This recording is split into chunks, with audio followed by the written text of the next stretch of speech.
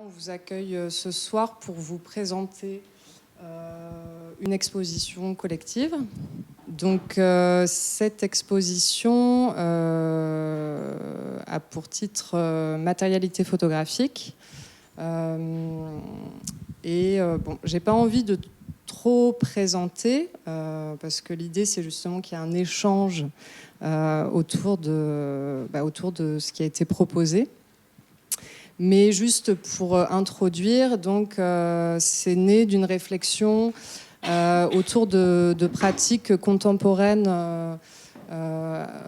qui me semblent assez présentes dans le champ actuel, d'artistes qui vont déplacer la photographie dans des champs qui vont être de l'ordre d'une prise de possession de l'espace, ou de l'installation, ou déplacer la photographie ailleurs. Et pour ce faire, j'ai sollicité Documents d'artistes pour aussi faire vivre un peu, en tout cas solliciter des gens de la région. Et donc à partir de la base de données des artistes présents sur Documents d'artistes, on a opéré une sélection en essayant de sélectionner des pièces qui vont faire écho, se répondre, etc.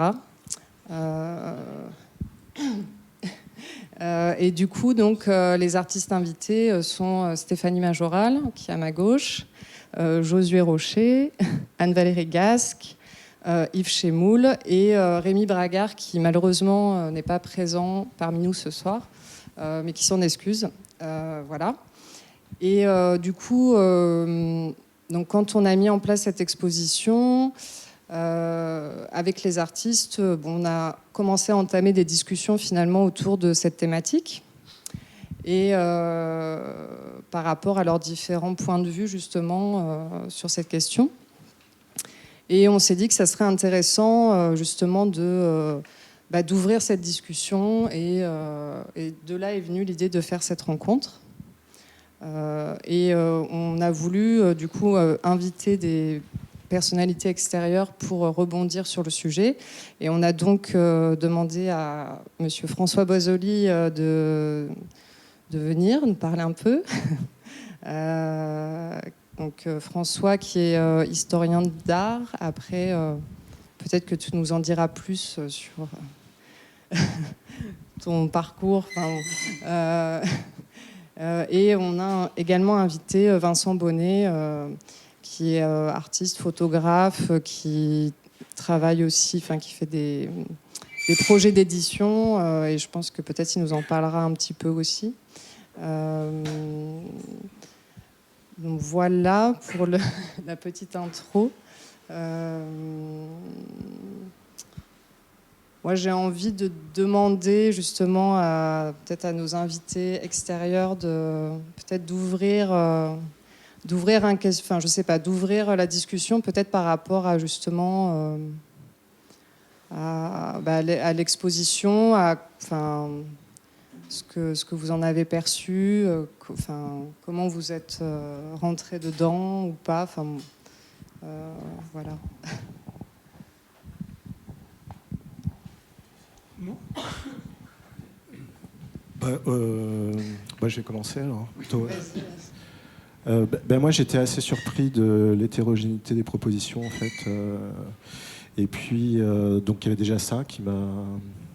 Bon, c'est une exposition collective, hein, mais et puis finalement, j'ai trouvé aussi que la relation à la photographie en fait était quand même assez distante, et du coup, je trouvais ça intéressant de.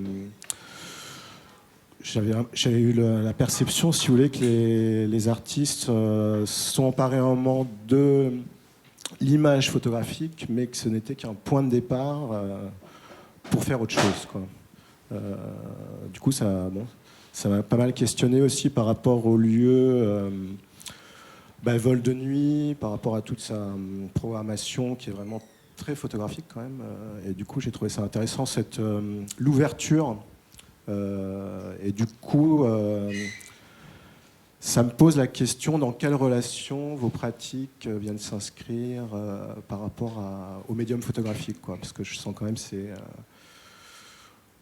c'est pas des images vraiment, c'est pas des tirages photos ni des caissons. Il y a quelque chose de, alors peut-être l'œuvre la plus photographique, c'est peut-être une sérigraphie, quoi. Voilà. Bon, voilà, c'est jamais les seules photos qui sont présentes, si vous voulez, c'est à mon sens des documents qui sont des modèles pour faire autre chose, quoi. Voilà. Donc, voilà. Je plonge. C'est assez étonnant parce que je me situe non pas au contraire de ce que tu dis, mais à l'opposé, ce qui n'est pas la même chose. C'est-à-dire que pour moi, la photographie ici n'est pas une image, mais elle est à la fois un référent et une référence. C'est-à-dire qu'un référent montré et une référence cachée. C'est-à-dire que ce qui me frappe le plus, ce n'est pas l'hétérogénéité des propositions, mais c'est l'homogénéité d'une certaine pensée. C'est-à-dire qu'on traite l'image par le vide. Il faut exclure l'image pour arriver à un travail qui soit un travail de création. Mais on est obligé de passer par elle. Et je trouve très intéressant que finalement les images point de départ soient sur le côté, soit accrochées au fond, soit autour de l'espace vide. Et ça me frappe vraiment. Il y a comme ça une mise à distance. Il y a aussi une mise à distance dans votre travail, un peu différente, mais ce qui m'intéresse beaucoup, c'est cette mise à distance. C'est-à-dire qu'on ne peut vraiment travailler avec des images, peut-être aujourd'hui, qu'en les éloignant de soi-même. Et par des processus chimiques ou physiques, par des processus intellectuels, en les noyant, par exemple. L'œuvre d'Yves est assez emblématique de ça. Il a noyé l'image de ce qu'est une fouille ou un concept archéologique en le remettant sous une couche, non pas de terre, mais peut-être de peinture. Et il me semble que ça, c'est assez intéressant. Et le fait qu'on ne soit jamais près des images me touche beaucoup, finalement. Il se trouve que j'ai enseigné, c'est pas pour parler de ma vie qui n'a aucun intérêt, mais j'ai enseigné pendant 22 ans à l'École nationale de la photographie, où mon travail était de faire le lien entre la photographie et l'art contemporain. Et il y avait très souvent art contemporain lorsque la photo s'effaçait. Donc il me semble que ça, c'est peut-être un témoignage vécu sur le terrain.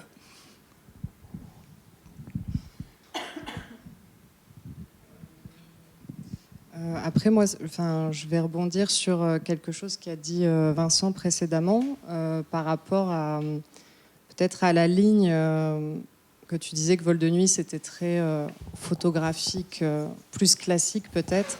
Alors, c'est pas anodin que là, finalement, ça soit tiré quelque part vers le volume, vers la sculpture, vers des pratiques plus formelles, étant donné que c'est moi qui ai initié cette réflexion et que je suis plasticienne et que j'opère plutôt dans l'espace. Donc c'est sûr que c'est directement imprégné aussi de ma pratique et ça va être justement un regard sur l'image où moi j'ai la sensation que aujourd'hui il y a beaucoup d'artistes qui repensent le support, qui repensent des techniques d'impression, la qualité du papier ou d'un autre support.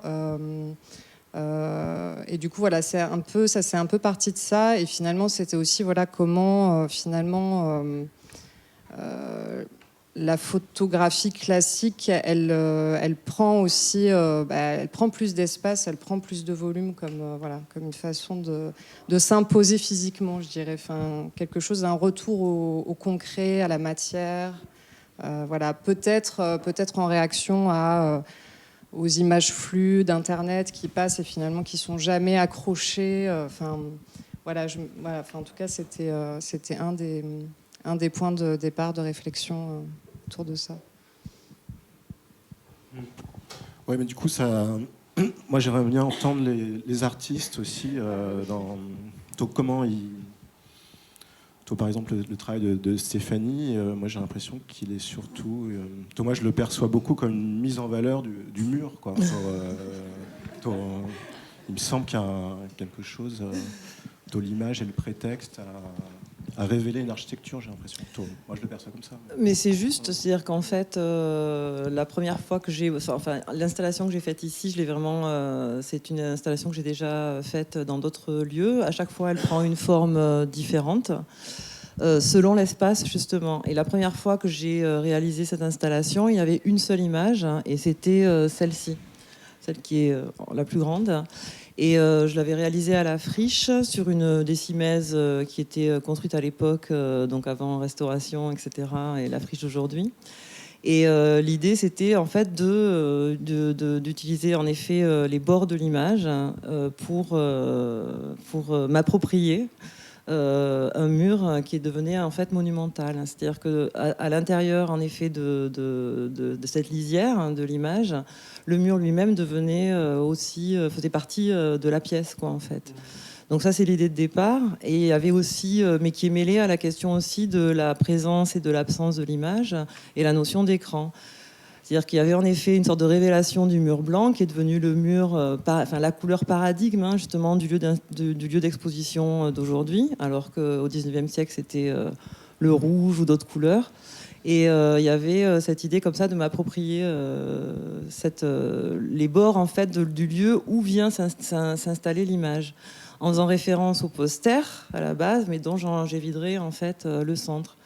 Et malgré tout, la lisière, l'image, elle reste. Enfin, c'est toujours une image. Sinon, j'aurais pu le faire avec juste une couleur ou des choses comme ça, pour faire référence aussi au poncif, c'est-à-dire justement de ce qu'on reconnaît facilement par rapport, par exemple, à l'image de la carte postale dans le paysage. Donc, parler aussi de ça, de ce qu'on peut reprojeter justement sur un mur blanc à partir du moment où il y a une image évidée qui est de l'ordre du poncif à la base, quoi. Ce qu'on peut reconnaître et ce qu'on peut reconstruire de cette image. Voilà, l'image latente, quoi. Il y a tout ça qui se mélange en fait dans un rapport à l'espace, quoi, en fait, de soi face à justement le mur, quoi, en soi, quoi. Il y a vraiment quelque chose de cet ordre-là. Je ne sais pas si je suis très claire justement par rapport à ça, parce qu'il y a plusieurs entrées en fait, quoi.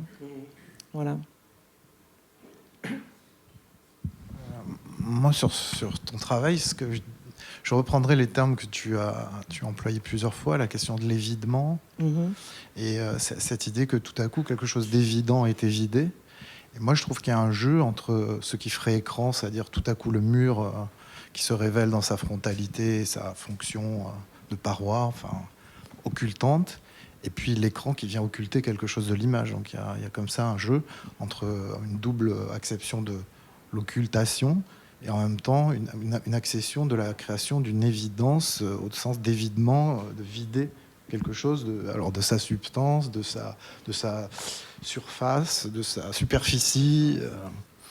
Donc il y a peut-être ce jeu entre les deux. Alors, est-ce qu'on peut aller jusqu'à dire qu'il y a quelque part ce que disait François par rapport à la distance, par rapport à l'image photographique, est-ce qu'on peut le penser aussi comme une double acception de la ruine de l'image aussi, quelque part, la ruine de l'image et tout à coup l'évidence d'une autre perception de l'image en lisière ou...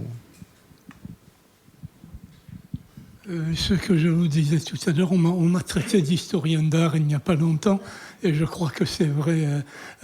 Il me semble que c'est quelque chose comme la peinture repoussant la photographie sur les bords. Et moi, ce que je vois là, c'est une évidence d'historien, c'est-à-dire la notion d'accrochage. Comment on accroche des images, vous savez, on appelait ça en rideau, où on mettait des images les unes contre les autres, les grandes prenaient toute la place, les petites bouchaient les trous, et on a ça ici. Votre image photographique devient le cadre de la peinture. Et un cadre, c'est quand même assez intéressant à savoir, l'histoire de l'art ne sert pas tout le temps à rien, c'est que s'il y avait des grands cadres dorés, c'est parce que des lieux où on exposait les œuvres étaient très mal éclairés et ça renvoyait la lumière au centre de l'image, sur le tableau. C'est ce qui se fait là, vous renvoyez de l'image vers le vide. Et je trouve ça assez fascinant. Mais j'ai beaucoup... Enfin, j'ai un peu de mal avec autant de... Voilà, Non, mais j'ai travaillé beaucoup sur cette question de l'occultation, justement. Enfin, j'ai travaillé pas mal à partir de ça. J'ai fait d'autres installations où j'avais dessiné des silhouettes, justement. Enfin, elles étaient peintes à la base, hein, sur un mur, et je les avais recouvertes petit à petit, comme ça, d'un jus blanc, jusqu'à ce qu'elles disparaissent a priori de la vision, enfin, du regard. Et il fallait rentrer dans la... Et là, pour le coup, ça, je reviens à la photographie, hein, quand je dis ça, justement, vraiment. Il fallait rentrer dans l'espace et y rester assez longtemps pour pouvoir voir apparaître en fait ces silhouettes comme se révélerait dans un bain photographique justement une photo argentique. Donc en fait ça a été un cheminement comme ça jusqu'à justement le fait d'avoir comme ça l'évidement de l'image elle-même.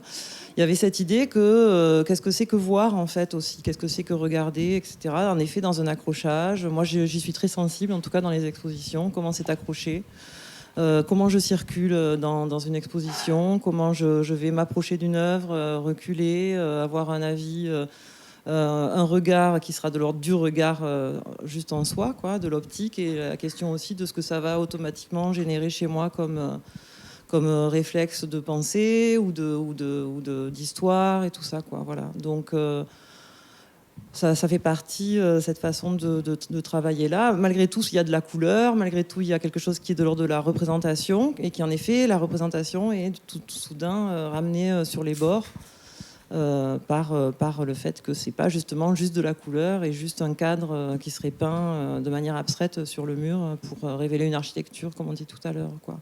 Donc voilà, il y a en effet cette question de l'absence, du vide et tout ça, mais par rapport au voir, c'est-à-dire qu'est-ce que c'est que regarder, qu'est-ce que c'est que voir, quoi, en fait. Voilà. Et c'est vrai qu'aujourd'hui, on parlait des images, Doriane parlait des images Internet. Moi, une chose qui me questionne, c'est quelle image apporter en plus, justement, au milieu de tout ce flux. Voilà. Donc je sais qu'il y a des gens que ça ne questionne pas forcément dans leur art, enfin, dans leur pratique artistique, mais c'est vrai que moi, c'est une chose qui me questionne. Peut-être qu'il faut apporter une image en moins dans le flux.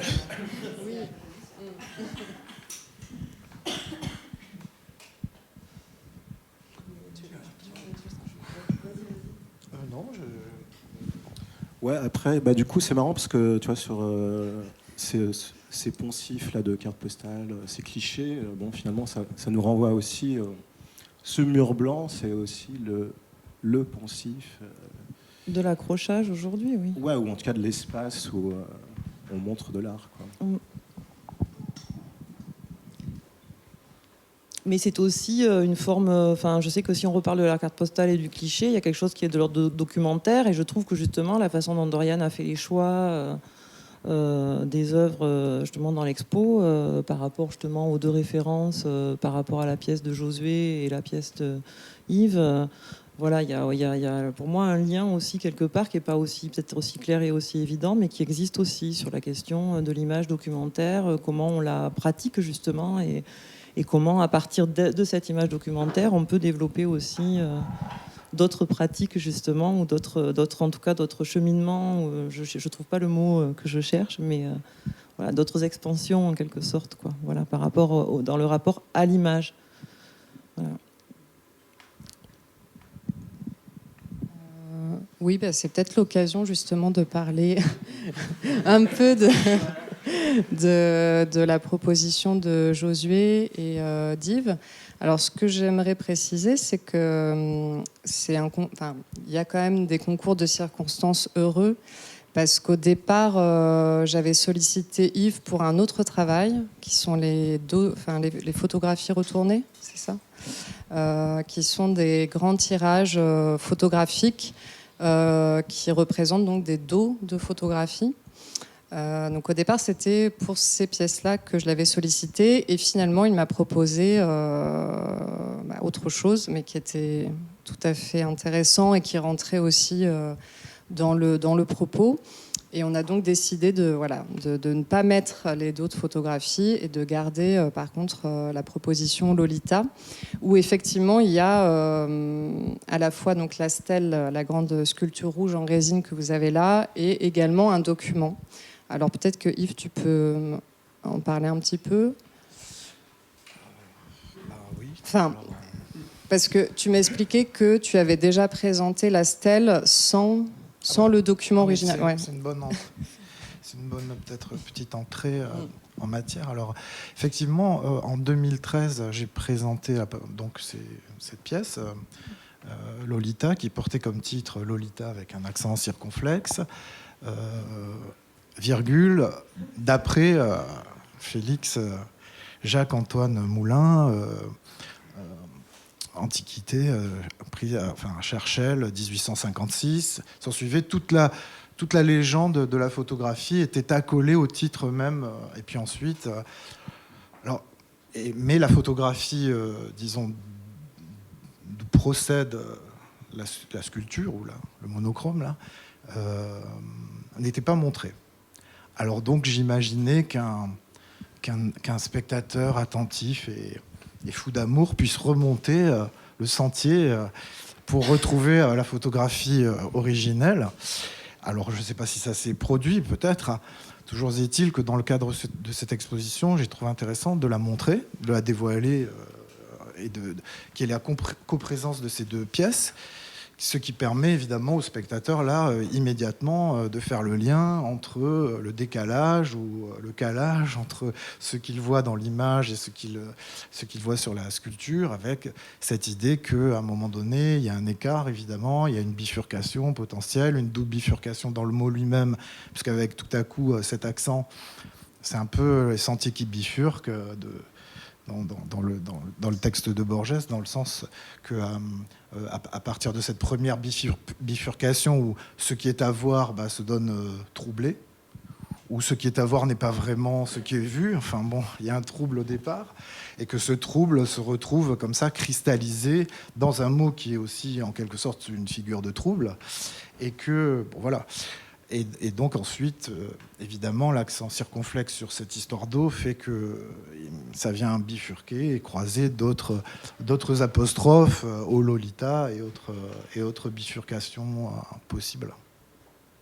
Alors ensuite, cette pièce, je le dis juste 30 secondes, c'est un seuil aussi pour moi, parce que c'est la première pièce d'un ensemble que je fais depuis 2013 et qui n'est pas fini, qui s'appelle Camera Calda, et qui est un espace dans lequel toutes les pièces sont monochromes rouges, et où toutes les pièces se répondent les unes avec les autres, et donc il y a plusieurs jeux potentiels comme ça de croisement à travers le rouge. C'est une espèce de chambre du désir ou du trouble qui est construit dans ce projet. Voilà. Je peux pas. J'en ai déjà trop dit à mon sens, mais bon, je voulais éviter ça. Non, mais là, on est manifestement dans le recouvrement et dans toutes sortes de recouvrements. Moi, ce qui m'a frappé lorsque tu m'avais parlé de cette pièce il y a déjà un moment, c'est que Lolita est un diminutif de Lola, qu'il est elle-même un diminutif de Dolores, c'est-à-dire douleur. Et quand tu parles de chambre de désir, et de tombeau de l'amour, mais bien sûr. Et donc voilà, il y a cette idée de passion cristallisée et morte. Mais un peu comme les étoiles mortes, depuis la photographie, à mon sens, de quel fond cette image procède aussi, de quel fond venu en quelque sorte. Oui, mais elle procède aussi de l'archéologie, voilà, pas que de la photographie. C'est en cela qu'elle est intéressante. Et d'une archéologie encore embryonnaire. En 1855, l'archéologie ne prend pas de mesures. On met à jour des pièces. C'est-à-dire qu'en fait, on enfouit tout le reste, toute la connaissance que l'on pourrait trouver en mettant à jour. Et c'est peut-être ce qui se passe aussi un peu dans ta pièce. Et, Yves, est-ce que dans le mode opératoire, c'est-à-dire de partir d'un document, d'une image, et d'en créer, d'en ressortir un volume, est-ce que c'est quelque chose que tu pratiques, que tu as déjà pratiqué, ou c'est... Non, pour le coup, c'est... pas une pas une procédure que je répète dans mes différentes pièces. Par contre, qu'il y ait un rapport spécifique à l'image photographique, ensuite à la reprise de cette image par de la peinture, ensuite refotographiée, ensuite devenant une plaque de verre ou une sculpture monochromatique, oui, ça oui, il y a, en général, mes travaux fonctionnent comme ça. Et à partir d'un dessin qui peut devenir, etc., ou d'une photo. Donc il y a une espèce de transport de l'image à travers différents médiums possibles. Mais procéder directement, c'est pas mécanique, c'est pas systématique. Oui, ce oui. que je veux dire. C'est des allers et retours, des allées et venues entre les différents médiums. Oui, en fonction aussi de ce que j'ai envie de ce que la chose se crée. Enfin, je sais pas, là, je peux pas en dire plus. Mais du coup, peut-être, Josué, tu peux dire quelque chose, toi, sur ta façon de travailler. Vous m'entendez? Oui. L'avantage de prendre la parole après beaucoup de gens, c'est qu'il y a déjà bien des choses intéressantes qui se sont dites. Et évidemment que j'ai envie de dire beaucoup de choses là-dessus. Et en vous écoutant, j'ai entendu, premièrement, un certain statut de la photographie. J'ai entendu un peu la photographie ou la photographie classique. Et ça m'a remémoré le fait que, à l'origine, moi, j'ai vraiment démarré par la photographie. C'est-à-dire que les tout premiers travaux de teneur artistique que j'ai pu produire pour entrer à l'école d'art, parce qu'ils étaient produits un peu pour ça, c'était de la photographie, au sens argentique, développé dans mes toilettes, enfin un truc, voilà. Mais c'est plus du tout comme ça que j'entends les choses. Et d'ailleurs, là, j'ai entendu aussi quelque chose qui va dans le même sens, c'est-à-dire que la photo est à l'origine et puis ça se déploierait vers des objets, dans mon cas, vers de la sculpture, parce que c'est plutôt ce que je revendique aujourd'hui. Mais j'ai plein d'autres travaux où c'est exactement le sens inverse. C'est-à-dire que j'ai des travaux où ce qui est montré, c'est la photographie, peut-être d'ailleurs justement dans son statut un peu chic, comme ça, un peu plus habituel.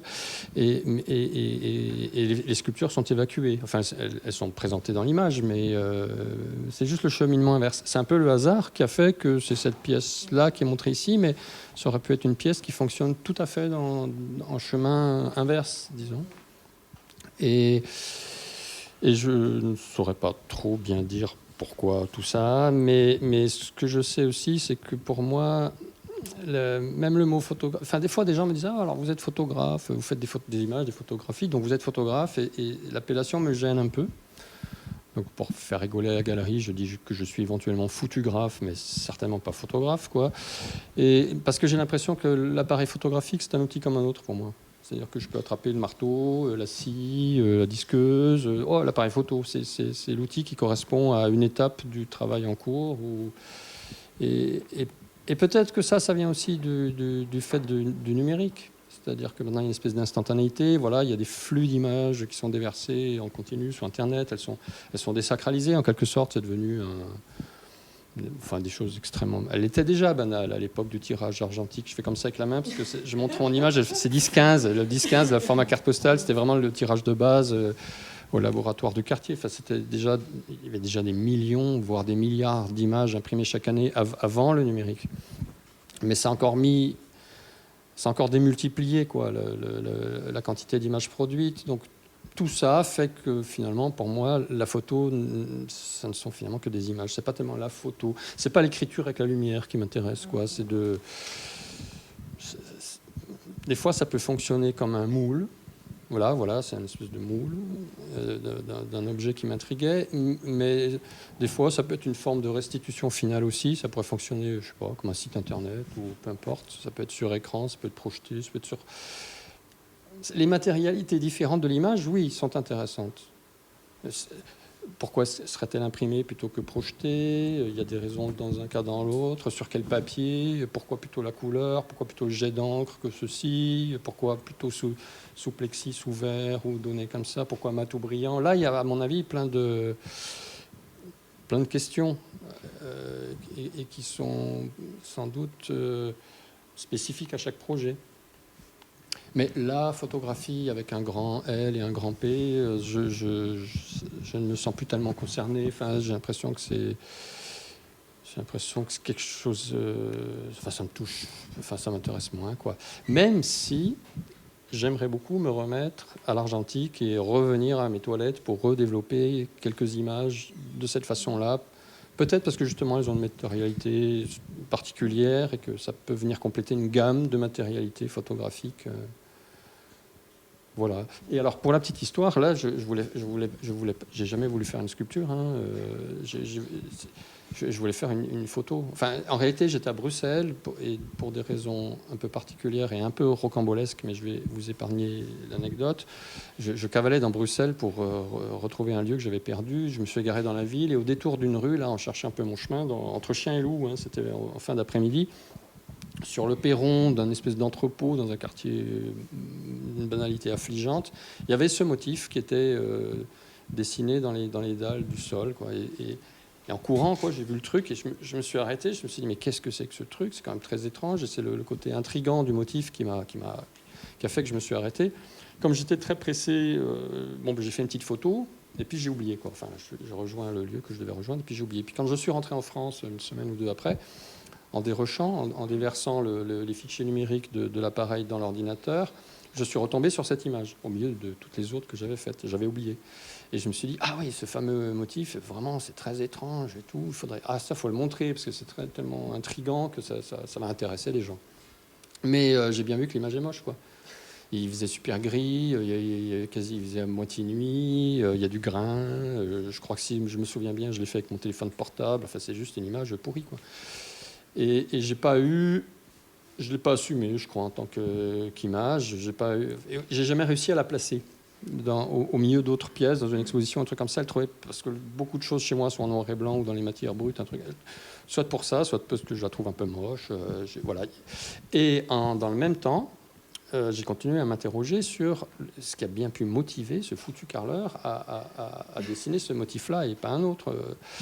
Et à un moment donné, je me suis dit que la seule façon de comprendre, c'était d'apprendre à poser du carrelage et de le faire. Mais à ce moment-là, je ne voulais toujours pas... Enfin, il n'y avait pas d'idée de sculpture. Je me suis dit, tiens, je vais essayer de comprendre. Peut-être que dans le geste, en faisant, je vais comprendre ce qui a conduit à rassembler ces triangles-là que j'imaginais au début comme étant des chutes. Enfin, je me suis dit, ce type n'avait plus de carreaux entiers, il n'avait plus que des demi-carreaux. Et il fallait bien qu'ils finissent le machin. Donc d'habitude, on les dissémine un peu comme ça pour faire genre, personne n'a rien vu. Voilà. Lui, il les a rassemblés. Je me suis dit, bon, je vais essayer. Et c'est à partir donc je suis allé chez un magasin de bricolage, j'ai appris dans les rayons à couper le carrelage, je suis revenu à l'atelier, j'ai fait ça. Et c'est à ce moment-là que je me suis dit, tiens, j'ai toujours pas compris ce qui avait motivé ce carreleur belge, mais je me suis dit, tiens, l'objet est peut-être plus intéressant que l'image. L'objet est peut-être plus parlant, et peut-être qu'il est nourri aussi de... Enfin, il y a une couche de plus, quoi. Il y a une strate de plus. Et voilà un peu ce qui conduit à ça. Et la première version n'était pas jointée. Et puis de version en version, parce que je crois que c'est la 5e fois que je montre cette pièce-là, ma technique de carreleur s'est perfectionnée. Donc maintenant, je sais jointer, enfin, elle est de plus en plus propre. Voilà, et je ne sais toujours pas ce que veut dire ce motif, mais voilà le lien entre... je ne considère même pas l'image comme un document originel qui viendrait alimenter un truc. Non, il se trouve que c'est dans ce sens-là. Ça aurait pu être dans le sens inverse. C'est le cas pour d'autres pièces. C'est juste que c'est une des étapes du faire, quoi. Enfin, du bazar général. Du coup, ça, je trouve, Dorian, ça pose la question pourquoi sur les autres travaux, il n'y a pas les images sources ou intermédiaires du travail. Toi, pourquoi deux photographies dans cette exposition? Ouais. Au départ, c'était pas l'intention.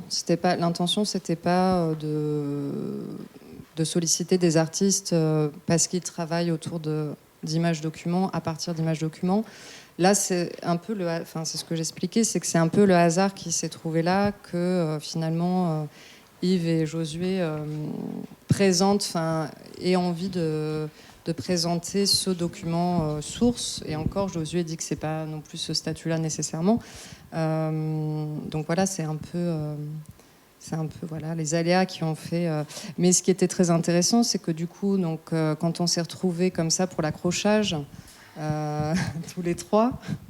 On s'est dit finalement que c'était intéressant de les confronter, d'où l'accrochage, de par leur statut, donc qui serait équivalent, en tout cas plus ou moins équivalent de documents, et en même temps qui aussi racontent des choses, parce que ces deux images qui ont une matérialité pour le coup très différente. Celle de Josué, elle est très basique. Il n'y a pas du tout de souci de respect des couleurs, de colorimétrie ou de papier particulier. Enfin, c'est vraiment une prise au vif. Il n'y a pas de volonté particulière là-dessus. Alors que Yves, étant donné que c'était un document, toi, tu as fait toute une démarche d'aller chercher ce document à la BNF et ensuite de l'imprimer sur Dibon. Donc il y a quand même un côté qui est beaucoup plus mis en valeur et dans des codes de la photographie plus... Oui, mais c'est la même chose. Oui, c'est la même chose, et en même temps, finalement, quand on s'est retrouvé avec ces deux images, c'était intéressant de voir aussi comment elles se répondaient, et puis ce cadre, parce que on m'a posé plusieurs fois la question sur ton cadre en scotch. Si c'était vraiment volontaire, etc. Et du coup, c'était marrant qu'il y ait ce double cadre, ce cadre qui se répond aussi, donc ton cadre, très simple, fait avec une esthétique de bricolage, et le cadre imposé par le document, parce qu'il est tel quel, avec ses grandes marges blanches. Et du coup, il y avait aussi des choses qui se parlaient au niveau aussi des sujets photographiés, et qui se retrouvaient un peu aussi comme quelque chose d'aléatoire autour du minéral, de la pierre, d'une verticalité du sol. Il y avait des choses qui se parlaient dans les tonalités colorées aussi, des sépias, des gris, quelque chose d'assez éteint. Donc du coup, on a trouvé que c'était un heureux hasard, une belle rencontre de ces deux images.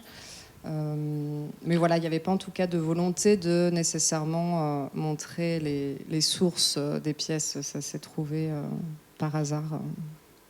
Il y a dans le champ de Calabre une chose très étrange, quand des hommes chantent à 4 voix, et il faut que les 4 voix soient exactement accordées. Il y a une 5e voix qui s'appelle la quintine, qui n'est mise par personne, qui apparaît. C'est exactement ce qui se passe là. Il y a 5 travaux, et il y en a un 6e qui apparaît, sans que personne n'ait voulu. J'ai eu vraiment l'impression que cela parlait, peut-être plus fort que le reste, de l'image photographique abandonnée. Et il me semble que c'est une espèce de phénomène comme ça, optique, qui se passe dans l'exposition, c'est qu'il y a une pièce supplémentaire à celles qui sont annoncées et à celles qui sont voulues. Oui, quelque part, oui. Et effectivement, dans les faits, ça s'est révélé la difficulté et aussi la partie peut-être la plus... Enfin, pour moi, ça a été l'idée tout à coup par Josué parce que personnellement, la photographie de Moulin, moi, je savais pas la mettre où. Parce que moi, elle était dans le titre, donc bon.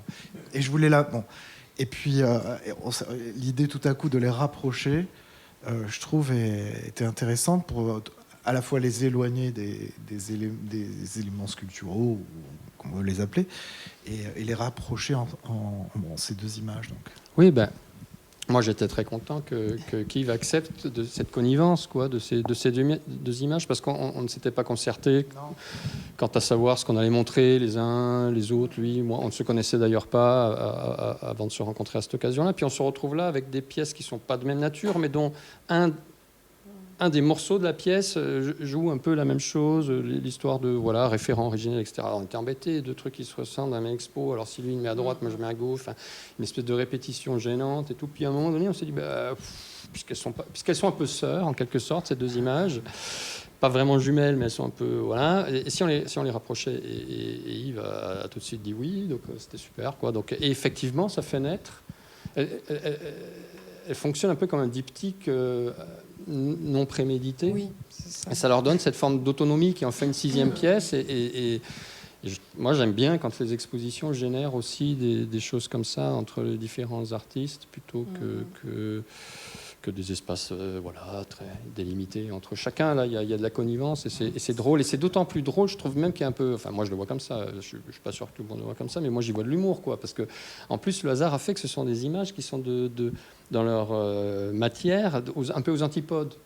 Une qui est une image issue de l'Institut national de je ne sais quoi, une image historique, tamponnée, vraiment une image historique, enfin vraiment un truc classe, quoi, avec une longue histoire et tout. Et puis l'autre, c'est l'image la plus bidon qui soit. Enfin, et voilà, donc la Marie-Louise d'un côté, le scotch de l'autre. Enfin, et en même temps, elles marchent ensemble, elles s'assemblent comme les pièces d'un puzzle. Moi, je trouve que c'est... Et ce qu'il y a de très étonnant, c'est que quand on entre dans l'exposition, c'est la première chose qu'on voit, et en même temps, c'est la chose la plus loin. C'est-à-dire que c'est une mise en perspective du sujet de l'exposition. Donc je trouve que c'est particulièrement heureux et bienvenu. Ça crée quand même une focalisation et sur l'exposition et sur ces images qui sont à la fois très loin d'une de l'autre et puis très loin de nous, de toute façon. Une incompréhensible et une autre historique. Voilà. Voilà. Quant au cadre en scotch, je n'ai pas grand-chose à en dire. Je ne sais pas qui. Je ne sais pas si les responsables de la question sont dans la salle. Après, c'est marrant parce que c'était au cours d'une médiation avec des élèves qui se destinent à passer les concours des Beaux-Arts. Donc voilà, ils disaient, disons que l'artiste... Oui, c'est pas fatigué. Oui, mais non, du scotch comme ça, mais bon. Elle est souvent scotchée, cette image. J'ai montré 5 fois cette pièce et 5 fois l'image était scotchée, mais pas de façon encadrée comme ça. C'est le scotch un peu derrière, juste pour tenir au mur, quoi, juste comme ça. C'est-à-dire de la même façon qu'elle pourrait tenir au mur chez moi ou dans mon atelier quand je m'en sers comme... quand elle a besoin d'être là. Là, c'est un peu surligné, cette affaire-là, pour jouer la complicité avec l'image d'Yves qui est juste à côté et qui a ce joli passe-partout, enfin, cette Marie-Louise, je ne sais comment ça s'appelle. Je me suis dit, tiens, on va aller... Il y a une espèce de rime formelle qui va renforcer la complicité des deux images. Mais j'adore, moi, les cadres en scotch. Hein. Puis il y a aussi les encadrements. Oui, effectivement, il y a aussi ça. Voilà, c'était une façon de la ramener dans écho. l'intégralité de l'expo. Voilà, j'avais oublié Stéphanie, qui était effectivement aussi dans mes préoccupations du moment.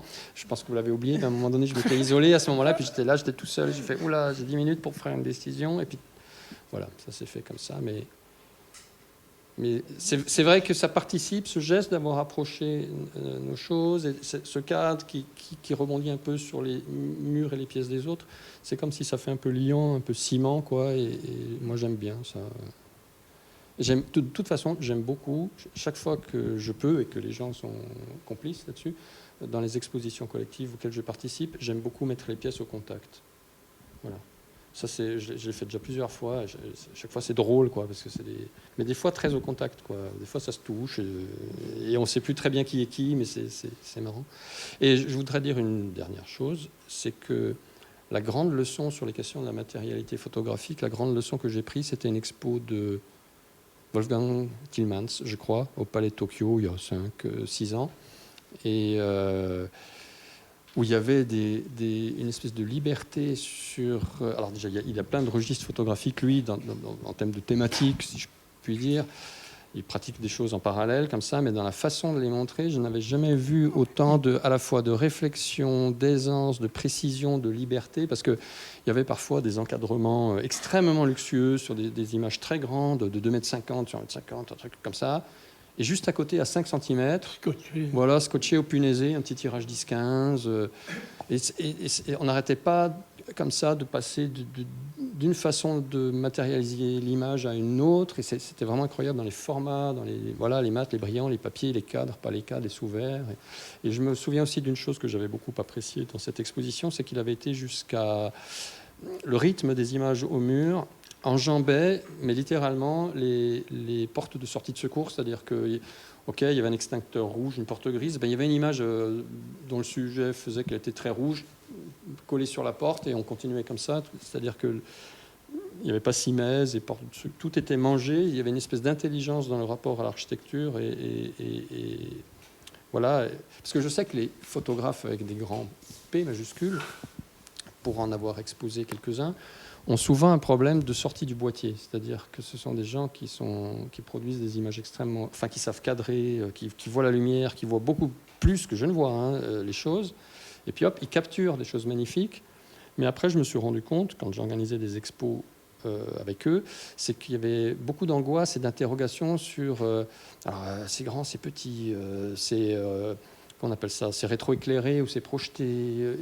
Et c'est là que souvent surgissait une multitude de questions chez les gens qui font surtout de la photographie. Moi aussi, j'ai un peu ce problème. Et je trouvais que Wolfgang Tillmans, il avait balayé tout le champ, comme ça, c'était réglé. Allez, on va tout essayer, voilà. Avec beaucoup d'invention et de justesse. Je me souviens, pour moi, ça avait été une grande leçon d'accrochage et de photographie, quoi. On pourrait quand même ajouter que ces deux images parlaient aussi avec ceux qui étaient là, et comme Rémi Bragard n'est pas là, on a enlevé son œuvre. Mais bon, les absents n'ont pas toujours tort, et je trouvais qu'il y avait aussi un dialogue intermédiaire entre ces deux pièces, et par la couleur, et par la construction d'emboîtements de carrés, et par beaucoup de choses. Et dont un petit hommage à Rémi Bragard. Oui. Pour rebondir là-dessus, je voulais dire quelque chose aussi, c'est que finalement, dans aussi ces, je sais pas, ces choses qui émergent comme ça un peu par hasard, mais qui ne sont pas non plus du hasard, parce que voilà, dans le choix des pièces, finalement, moi j'aurais été tentée d'aller beaucoup plus vers de la sculpture, c'est-à-dire plutôt vers des pièces justement proche de Rémi Bragard, où il y a vraiment la troisième dimension qui entre en ligne de compte. Et il se trouve que finalement, dans ce que j'ai choisi, ça reste, même si c'est du volume, ça reste de la planéité.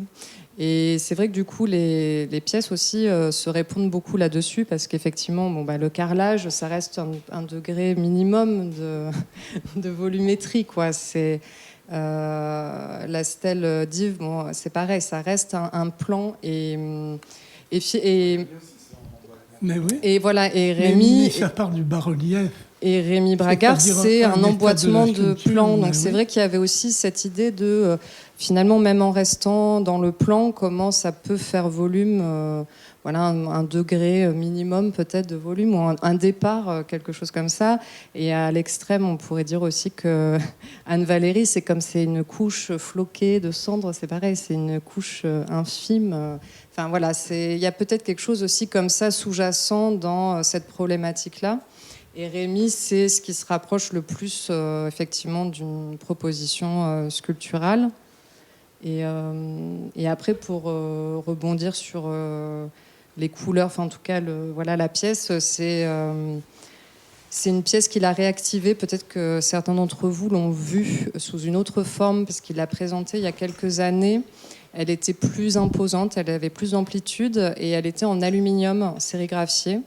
Et ce n'était pas la même image. C'était aussi en noir et blanc, mais c'était une série de corps qui s'emboîtaient les uns dans les autres et qui faisaient une espèce de grande spirale humaine comme ça. Et donc moi, je l'avais sollicité pour cette pièce au départ.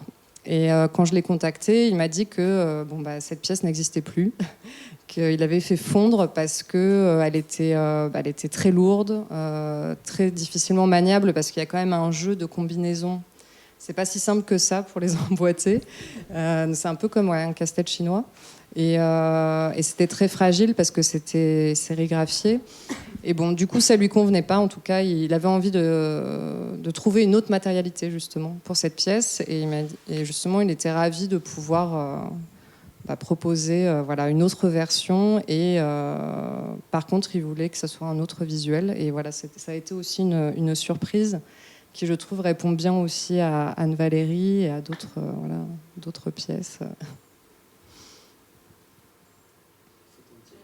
Peut-être que peut-être qu'Anne Valéry, tu peux parler un peu de ton travail. Moi, de manière générale, déjà, je me suis posé la question du lien, de cette matérialité photographique que tu proposais, sachant que moi, je me disais, mais une photo, c'est un objet.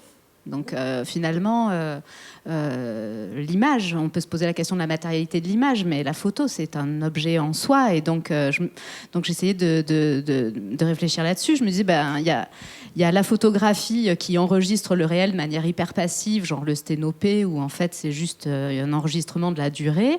Et là, effectivement, on perd peut-être la question d'une forme de matérialité. Puis il y a la photo qui révèle par contact quelque chose qui relève de l'objet.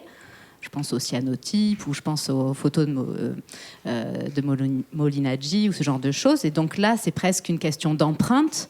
Et là, d'un coup, ça reconcrétise le rapport à la matérialité. Et finalement, peut-être que dans cette pièce, c'est ça. C'est-à-dire que ici, c'est une matière qui permet de faire apparaître une image par contact. Puisque ce tirage, en fait, et donc je parle bien de tirage, et l'impression est évidemment une forme de contact, là encore.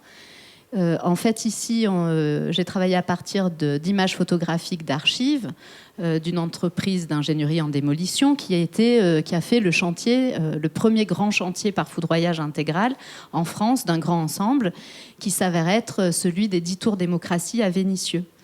Et donc, j'ai eu accès à ces documents photographiques. Alors... tu vois, évidemment, aujourd'hui, en plus, la photo, c'est autrement plus un objet qu'avant, parce qu'on est presque plus habitué à juste voir un tirage argentique. Pour peu qu'il soit un peu abîmé, on a l'impression d'être effectivement devant une relique. Et donc, j'ai eu accès à ces photographies et je me suis saisie de le dernier cliché qui avait été fait et qui donc fait apparaître l'ultime étape de cette démolition, c'est-à-dire le nuage de poussière, et au sein de laquelle il n'y a plus aucun indice d'ailleurs de la démolition architecturale. Et donc j'avais cette image qui incarnait aussi pour moi la question très romantique, paysagère et nostalgique, un peu presque ironique de la démocratie, puisque c'est un tirage de 2015. Et je disposais de cendres de livres que j'ai incinérés. Donc j'avais procédé à un auto-da-fé à partir de 100 exemplaires de mon dernier livre d'artiste qui, là encore, rejouait l'origine de cette démolition. Et donc le tirage qu'on voit ici, c'est l'empreinte sérigraphique de la photo sur un papier qui a été floqué à la cendre des livres brûlés. Et donc moi, la surprise en fait dans ce procédé de contact et de génération d'une image par la matière, on va dire, c'est que, évidemment, au moment où on a soulevé le châssis et le tamis de la sérigraphie, beaucoup des cendres, très volatiles encore, bien qu'elles aient été encollées sur le support, floquées plutôt qu'encollées d'ailleurs, sont restées évidemment par électrostatisme collées à la soie.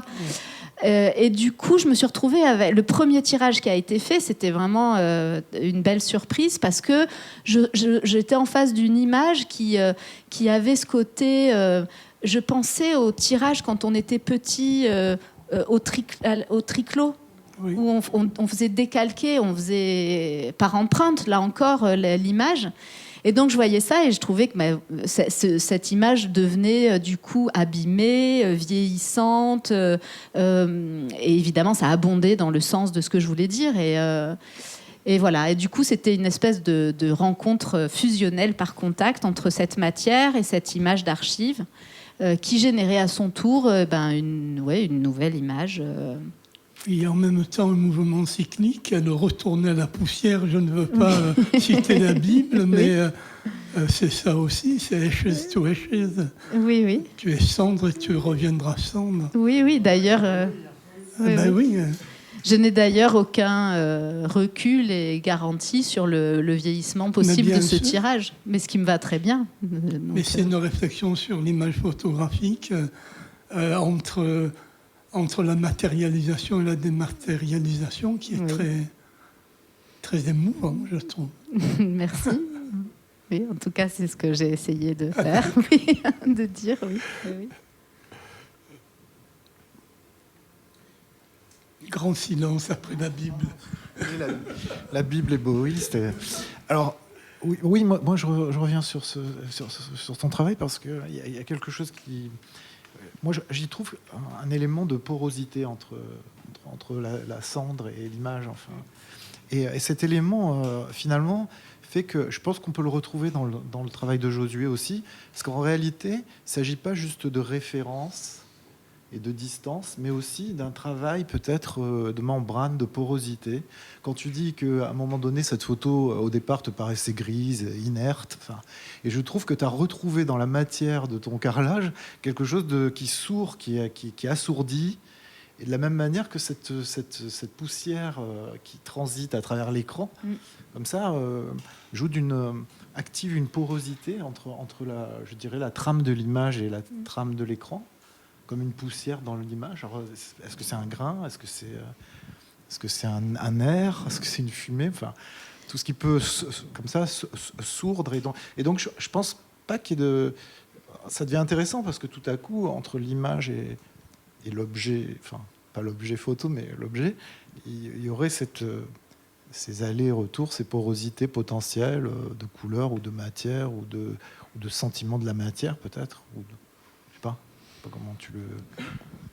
Oui, pour la question de la porosité, c'était... moi, je trouve qu'il n'y a rien de plus satisfaisant quand on projette un dispositif conceptuel et technique et que le résultat répond à cette espèce de projection. Donc là, effectivement, le fait que les cendres aient été volatiles et que du coup l'image ne soit imprimée qu'en partie et que l'un réponde à l'autre, ça a abondé dans le projet et cette porosité, elle était... Mais les immeubles de Vénissieux aussi étaient volatiles, puisqu'ils sont retournés à la poussière aussi. Oui, à peu près tout d'ailleurs. Non, mais il y a un côté allégorique. Absolument, un peu ironique, absolument. Oui, mais qui était évidemment, qui fait partie inclus, du sens oui, du travail.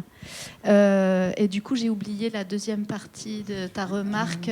Non, c'était pas une remarque, je sais plus. Non, sur la porosité et cette idée de passage entre l'écran, on en parlait, peut-être la surface de l'image et ce qui fait peau et qui est perméable dans l'action, dans la procédure elle-même. Et d'ailleurs, alors pour rebondir là-dessus, c'est très drôle parce que Dorian n'a cessé de présenter chacune de nos propositions comme n'étant pas celle qu'elle avait sélectionnée initialement.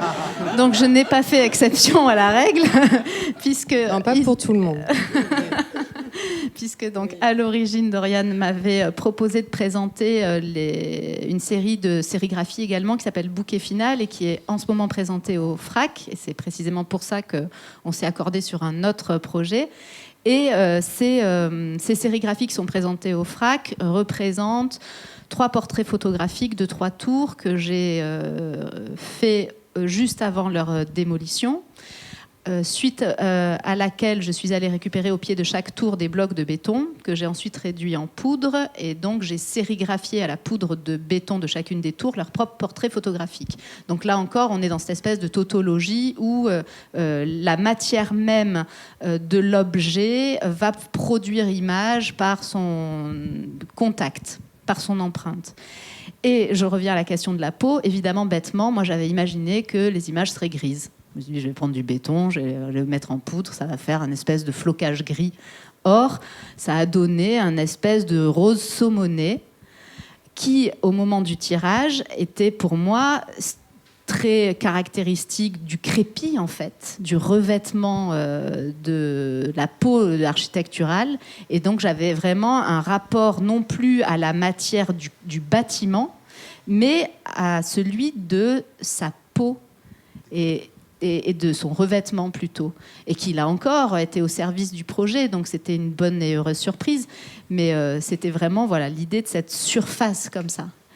Voilà, bon, c'était pour une question de porosité encore. Pour rebondir aussi sur justement Bouquet Final, ce qui est assez beau aussi, moi en tout cas ce qui je trouvais très fort, c'est que c'est presque des images fantômes, parce que c'est très clair, ça reste une tonalité très claire, et du coup il y a un côté très disparaissant, enfin, justement, ou en disparition. Enfin, et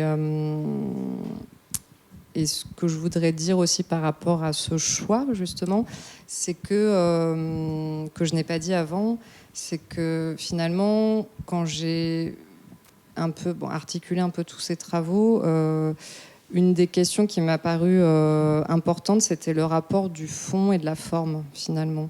Et justement, peut-être se poser la question, est-ce que dans certaines productions, la forme ne prend pas le dessus sur le fond, ou justement la forme serait complètement imbriquée dans le fond, enfin, avec son fond, avec son sujet, quoi, le sujet de l'image.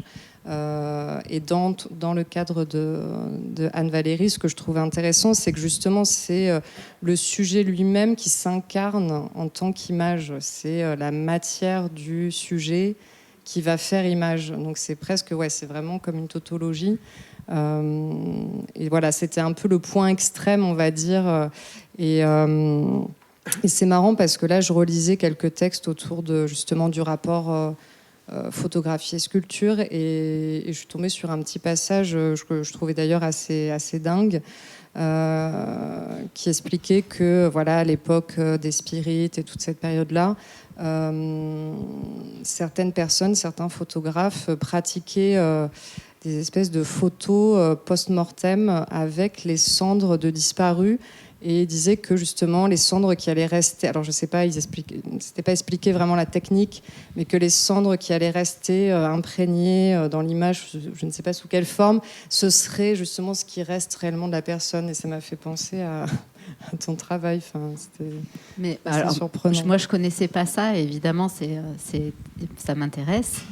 Après, indépendamment de la matière même de la cendre, moi, j'ai un rapport à la photographie qui est assez morbide.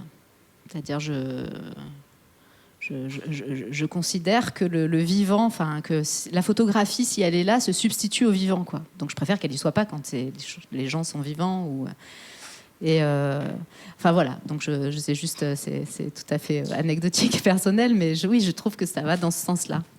Mais en même temps, vous parlez de tautologie. Moi, j'y vois plutôt des cycles. Vous avez une pensée à la Lavoisier, rien ne se perd, rien ne se crée, tout se transforme. Oui. C'est la loi de nature, puisque c'est la citation complète. Vous recréez vraiment un cycle. Alors, et vous disiez, je ne sais pas ce que ça va devenir. C'est-à-dire, c'est vraiment pris dans un cycle. C'est le cycle qui m'intéresse, et c'est surtout la concordance du cycle. C'est-à-dire, c'est pas tant le temps qu'il faut pour que la chose se transforme. Ce qui me plaît dans une œuvre d'art, c'est qu'une chose et son contraire puissent être simultanés. Oui. Et donc, c'est ce cycle au même... Enfin, je ne sais pas comment il faudrait l'appeler, en même temps. Voilà, c'est ça. Et cette contradiction ou cette transformation simultanée au sein de l'œuvre, elle me plaît. Non, moi je voulais juste dire quelque chose par rapport justement à ce rapport dit morbide à la photographie sur la question justement de la présence et de l'absence, et parler justement de Roland Barthes qui a écrit La Chambre claire pour aller à l'envers de la caméra oscura, et justement de ce moment dans l'histoire de l'art contemporain où on a parlé de la photographie plasticienne, et justement où elle est sortie de juste son champ de photographie avec un grand P, du tirage encadré, comme il est présenté au jeu de paume, par exemple, etc. Et il y avait justement chez Roland Barthes ce rapport à la question de l'absence et de la disparition de sa mère, justement à travers la photo d'elle qu'il regarde, justement, petite fille, et qui, à mon avis, était important justement dans le rapport à la photographie, peut-être de certains plasticiens à un moment donné, dans ces années-là, quoi. Voilà, c'est juste la remarque que je voulais faire par rapport à cette histoire de la mémoire et de la photographie, justement, quoi. Oui, il y a quelque chose de l'album de famille où quand on retrouve un album de famille, l'image a été fixée, mais on ne sait plus qui c'est. C'est-à-dire que quelque chose se perd quand même. Ce qui se transforme, c'est que ça devient une image, alors que c'était un témoignage. Et ça, c'est très intéressant, et ça va tout à fait dans le sens de votre photographie, si j'ose appeler ça une photographie. Disons qu'il y a un circuit de la destruction, quoi. qui est posée là. Et c'est vrai que bon, l'image qui est produite à partir des cendres d'une édition qui contient l'image elle-même, quoi. Alors c'est vrai que ouais, il y a une dimension quand même tautologique, mais de circuit, quoi, quelque chose qui se boucle.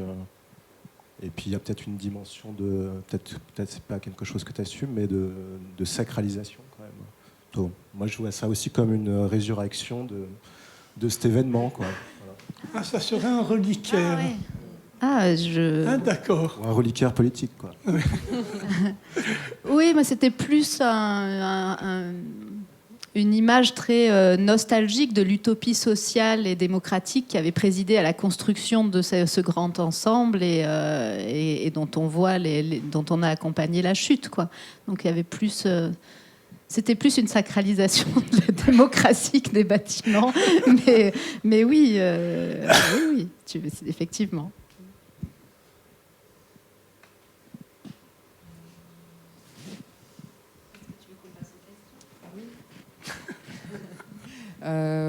Si vous avez des questions, il y a un micro.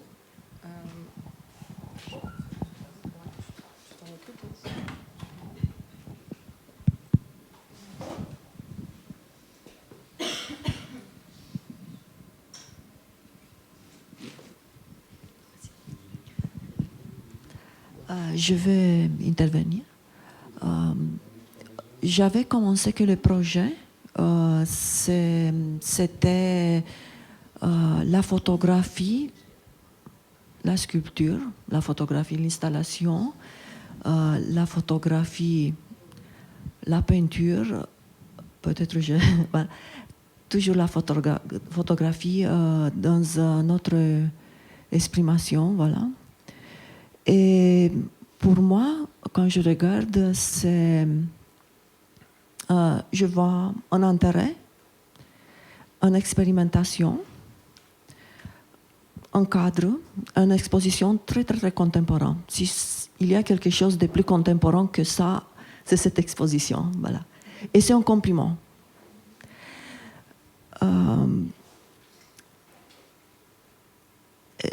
Et je vois aussi cette frontière entre toujours la peinture et la photographie. Et je voulais faire une très grande distinction entre la photographie et la peinture. Et je l'aime les deux, presque de la même mesure. Et je veux faire une distinction très claire entre les deux. Et le cadre, je ne vais pas dire le mot qui, voilà, c'est très français, très utilisé, mais le cadre. Et voilà, je vois votre intérêt et je vous remercie beaucoup.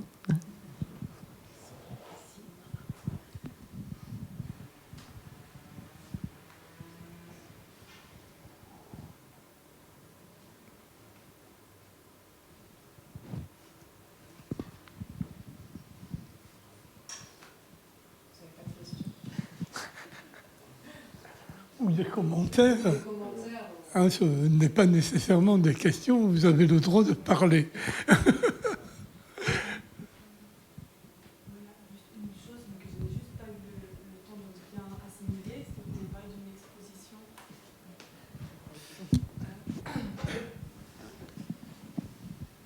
Vous avez juste parlé d'une exposition, vous avez dit il y a 4-5 ans au Palais de Tokyo où il y avait une intelligence dans la scénographie. Juste, j'ai pas réussi à comprendre le nom de l'exposition. C'est le nom de l'artiste, hein, c'est le nom du... oui, T-I-2-L-M-A-N-S pour le nom de famille et Wolfgang, c'est W-O-L-F-G-A-N-G, le prénom. Je retrouverai. Merci. Un artiste très célèbre, hein. Vous Très n'aurez pas de mal à célèbre, oui. trouver de la documentation sur ce monsieur. Ah, vous trouverez très facilement une des quantités. Bon, s'il y a vraiment plus de remarques, plus de questions, oui. Mais vous pouvez aussi les poser dès que nous serons à l'apéritif. Oui, bien sûr. On peut continuer la discussion.